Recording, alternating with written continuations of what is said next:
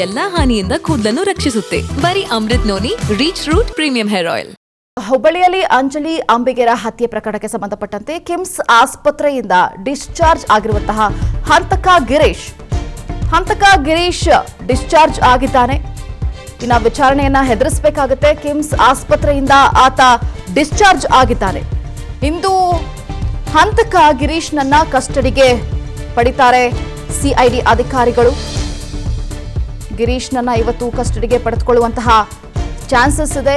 ಯಾಕಂದ್ರೆ ಡಿಸ್ಚಾರ್ಜ್ ಆಗಿದ್ದಾನೆ. ಬಿಗಿ ಭದ್ರತೆಯ ನಡುವೆ ಅಧಿಕಾರಿಗಳಿಂದ ಗಿರೀಶ್ ವಿಚಾರಣೆಯನ್ನ ಎದುರಿಸಬೇಕಾಗತ್ತೆ. ಬೆಂಡಿಗೆರೆ ಪೊಲೀಸ್ ಠಾಣೆ ವ್ಯಾಪ್ತಿಯಲ್ಲಿ ಹಂತಕನ ವಿಚಾರಣೆ ನಡೆಯುತ್ತೆ. ಕಿಮ್ಸ್ ಆಸ್ಪತ್ರೆಯಿಂದ ಇವತ್ತು ಆತ ಡಿಸ್ಚಾರ್ಜ್ ಆಗಿದ್ದಾನೆ. ನೋಡಿ, ಮಾನಸಿಕ ಅಸ್ವಸ್ಥನಂತೆ ಆತ ಹೇಳಿಕೆಗಳನ್ನ ಕೊಡ್ತಾ ಹೋಗ್ತಾ ಇದ್ದ.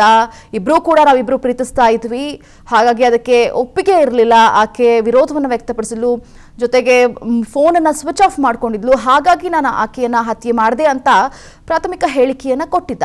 ಅದಾದ ನಂತರ ಈಗ ಅವನಿಗೆ ಒಂದಷ್ಟು ಟ್ರೀಟ್ಮೆಂಟನ್ನು ಕೊಡಿಸಲಾಗಿದೆ. ಈಗ ಮತ್ತಷ್ಟು ವಿಚಾರಣೆಯನ್ನು ನಡೆಸುವಂತಹ ಸಾಧ್ಯತೆಗಳು ಇದೆ.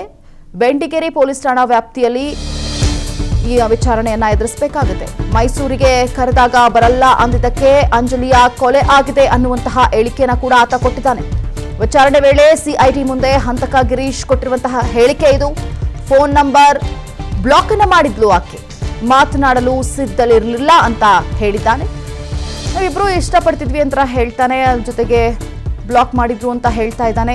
ಮನೆಗೆ ಬಂದು ಮೈಸೂರಿಗೆ ಕರೆದೆ, ಅಂಜಲಿ ಬರಲ್ಲ ಅಂತ ಹೇಳಿದ್ಲು. ಆಗಲೇ ಅಂಜಲಿಯನ್ನ ಮುಗಿಸ್ಬೇಕು ಅಂತ ತೀರ್ಮಾನಿಸಿದ್ದೆ ಅಂತ ಹೇಳಿ ಆತ ಕೊಟ್ಟಿರುವಂತಹ ಹೇಳಿಕೆ ಇದು. ಮನೆಯಲ್ಲಿದ್ದ ಅಜ್ಜಿಯನ್ನ ಎಬ್ಬಿಸಿ ನನ್ನ ಜೊತೆ ಅಂಜಲಿ ಕಳಿಸು ಎಂದೇ ಹಿರಿಯರನ್ನ ಕರೆದುಕೊಂಡು ಬಾ ಅಂತ ಅಜ್ಜಿ ಹೇಳಿದ್ರು. ಎಲ್ಲಿಗೂ ಬರಲ್ಲ ಅಂತ ಅಂಜಲಿ ಹೇಳಿದಕ್ಕೆ ಕೊಲೆ ಮಾಡಿದೆ ಅಂತ ಹೇಳಿ ಈತ ಕೊಟ್ಟಿರುವಂತಹ ಹೇಳಿಕೆ ಇದು. ವಿಚಾರಣೆ ವೇಳೆ ಸಿಐಡಿ ಮುಂದೆ ಹಂತಕ ಗಿರೀಶ್ ಈ ಹೇಳಿಕೆಯನ್ನ ಕೊಟ್ಟಿದ್ದಾನೆ. ನೋಡಿ, ಒಂದು ಕಡೆ ನಾವಿಬ್ರು ಪ್ರೀತಿಸ್ತಾ ಇದ್ವಿ ಅಂತ ಹೇಳ್ತಾನೆ, ಮತ್ತೊಂದು ಕಡೆ ಆಕೆ ನಾನು ಕರೆದಿದ್ದ ಕಡೆ ಬರ್ತಾ ಇರಲಿಲ್ಲ, ಅಂದರೆ ಮೈಸೂರಿಗೆ ಕರೆದೆ, ಆಕೆ ಬರಲಿಲ್ಲ, ಫೋನ್ ಸ್ವಿಚ್ ಆಫ್ ಮಾಡಿದ್ಲು ಅಥವಾ ಬ್ಲಾಕ್ ಮಾಡಿದ್ಲು. ಹಾಗಾದ್ರೆ ಇಬ್ರು ಪ್ರೀತಿಸ್ತಾ ಇದ್ರೆ ಬ್ಲಾಕ್ ಏನಕ್ಕೆ ಮಾಡ್ತಾಳೆ? ಅವ್ರು ಕರೆದ ಕಡೆ ಹೋಗಬಹುದಿತ್ತಲ್ಲ? ಇದೆಲ್ಲ ಪ್ರಶ್ನೆಗಳು ಎದುರಾಗುತ್ತೆ. ಈತ ಕೊಡ್ತಿರುವಂತಹ ಹೇಳಿಕೆ ನಿಜಕ್ಕೂ ಕೂಡ ಕರೆಕ್ಟ್ ಆಗಿದೆಯಾ ಅನ್ನುವಂತಹ ಪ್ರಶ್ನೆ ಕೂಡ ಒಂದು ಕಡೆ ಎದುರಾಗುತ್ತೆ. ಈತ ಕರೆದ ತಕ್ಷಣ ಹೋಗ್ಬಿಡಕ್ಕಾಗತ್ತಾ? ಒಂದು ಕಡೆ ಯೋಚನೆ ಮಾಡಬೇಕಾಗಿರುವಂಥದ್ದು. ಹೆಣ್ಣು ಮಕ್ಕಳನ್ನ ಈತ ಏನು ಅನ್ಕೊಂಡಿದ್ದಾನೆ ನೋಡಿ, ಡೈರೆಕ್ಟ್ ಆಗಿ ಮನೆಗೆ ಹೋಗಿದ್ದಾನೆ. ಹಿರಿಯರಿದ್ದಾರೆ, ಅಜ್ಜಿ ಇದ್ದಾರೆ, ಅವರ ಮುಂದೆನೆ, ಅವರ ಸಮ್ಮುಖದಲ್ಲೇ ಇದೆಲ್ಲ ಕೂಡ ನಡೆದಿರುವಂಥದ್ದು. ಅದನ್ನ ಪ್ರತಿರೋಧವನ್ನು ವ್ಯಕ್ತಪಡಿಸಿದ್ದಾರೆ. ದೊಡ್ಡವ್ರನ್ನ ಕರ್ಕೊಂಬಾರಪ್ಪ ಅಂತ ಕೂಡ ಹೇಳಿದ್ದಾರೆ. ಅದಕ್ಕೂ ಕೂಡ ಅವನು ಸ್ಪಂದಿಸಿಲ್ಲ.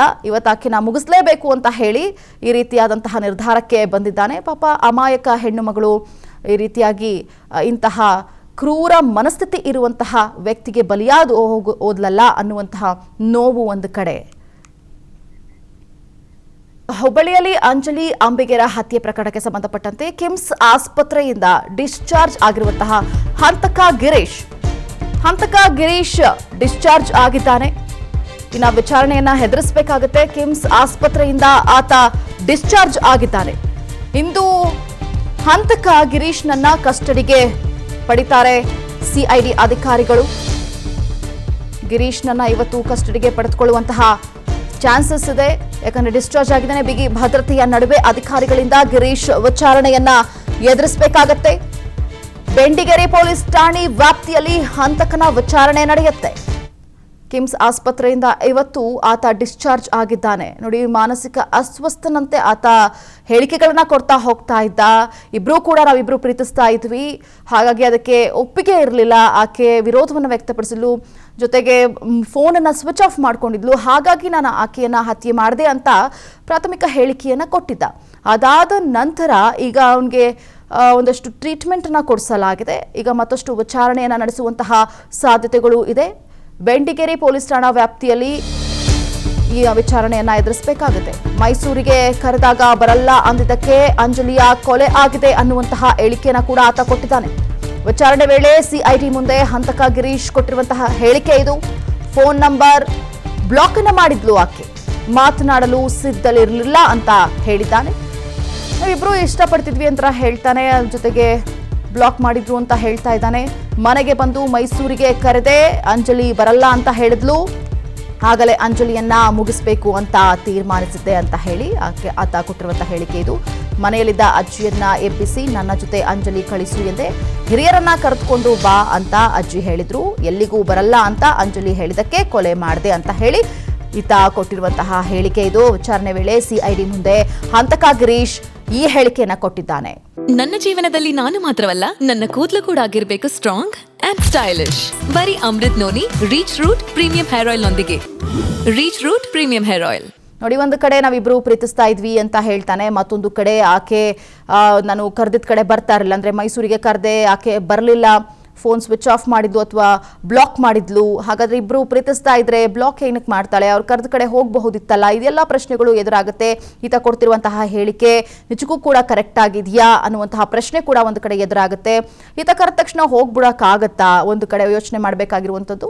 ಹೆಣ್ಣು ಮಕ್ಕಳನ್ನ ಈತ ಏನು ಅನ್ಕೊಂಡಿದ್ದಾನೆ ನೋಡಿ, ಡೈರೆಕ್ಟ್ ಆಗಿ ಮನೆಗೆ ಹೋಗಿದ್ದಾನೆ. ಹಿರಿಯರಿದ್ದಾರೆ, ಅಜ್ಜಿ ಇದ್ದಾರೆ, ಅವರ ಮುಂದೆನೆ, ಅವರ ಸಮ್ಮುಖದಲ್ಲೇ ಇದೆಲ್ಲ ಕೂಡ ನಡೆದಿರುವಂಥದ್ದು. ಅದನ್ನ ಪ್ರತಿರೋಧವನ್ನ ವ್ಯಕ್ತಪಡಿಸಿದ್ದಾರೆ. ದೊಡ್ಡವ್ರನ್ನ ಕರ್ಕೊಂಬಾರಪ್ಪ ಅಂತ ಕೂಡ ಹೇಳಿದ್ದಾರೆ. ಅದಕ್ಕೂ ಕೂಡ ಅವನು ಸ್ಪಂದಿಸಿಲ್ಲ. ಇವತ್ತಾಕಿನ ಮುಗಿಸ್ಲೇಬೇಕು ಅಂತ ಹೇಳಿ ಈ ರೀತಿಯಾದಂತಹ ನಿರ್ಧಾರಕ್ಕೆ ಬಂದಿದ್ದಾನೆ. ಪಾಪ ಅಮಾಯಕ ಹೆಣ್ಣು ಮಗಳು ಈ ರೀತಿಯಾಗಿ ಇಂತಹ ಕ್ರೂರ ಮನಸ್ಥಿತಿ ಇರುವಂತಹ ವ್ಯಕ್ತಿಗೆ ಬಲಿಯಾದ ಹೋದ್ಲಲ್ಲ ಅನ್ನುವಂತಹ ನೋವು ಒಂದು ಕಡೆ. ಅನುಕ್ಷಣದ ಸುದ್ದಿಗಳಿಗಾಗಿ ವಿಸ್ತಾರ ನ್ಯೂಸ್ ಯೂಟ್ಯೂಬ್ ಚಾನೆಲ್ ಸಬ್ಸ್ಕ್ರೈಬ್ ಮಾಡಿ. ಹೊಸ ಸುದ್ದಿಗಳ ನೋಟಿಫಿಕೇಶನ್ಗಾಗಿ ಬೆಲ್ ಐಕಾನ್ ಕ್ಲಿಕ್ ಮಾಡಿ. ಲೇಟೆಸ್ಟ್ ಅಪ್ಡೇಟ್ಸ್ಗಾಗಿ www.vistaranews.com ವೆಬ್ಸೈಟ್ಗೆ ವಿಸಿಟ್ ಮಾಡಿ. ಅಂಗೈಯಲ್ಲೇ ಜಗತ್ತಿನ ಸುದ್ದಿ ತಿಳಿಯಲು ವಿಸ್ತಾರ ನ್ಯೂಸ್ ಕನ್ನಡ ಆಪ್ ಡೌನ್ಲೋಡ್ ಮಾಡಿ.